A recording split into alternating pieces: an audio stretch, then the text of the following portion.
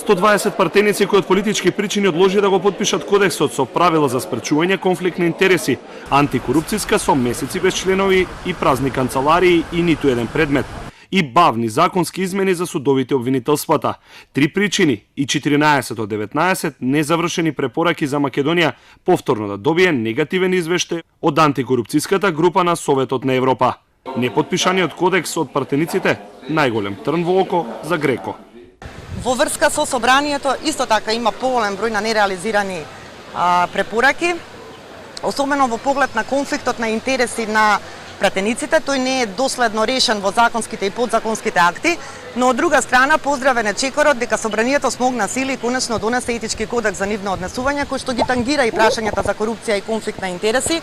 Договорен на Жан Моне во Охрид и изгласан во јуни во законодавниот дом подпишувањето на кодексот, председателот на собранието Талат Џафери го одложи кога собранието ќе ги заврши процесите околу договорот со Грција и референдумот.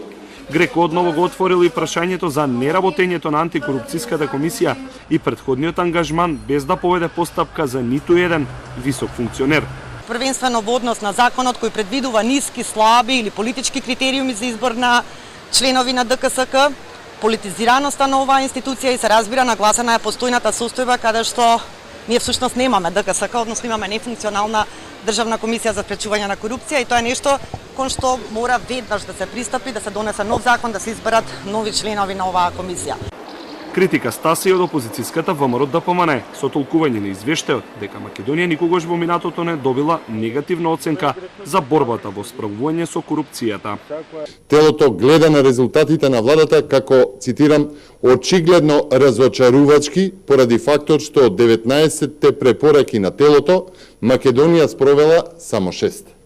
Македонија со мали разлики и незначителни унапредувања доби иста оценка ланската година во спроведувањето на 19-те препораки зададени пред повеќе од 4 години, а единствен позитивен исчекор во извештајот е впишен на страната за спроведените законски измени за избор и унапредување на судиите. Македонскиот тим доби барање од Греко да достави извештај за напредокот на земјата во спроведувањето на препораките што е можно побрзо, но најдоцна до 30 јуни 2019 година.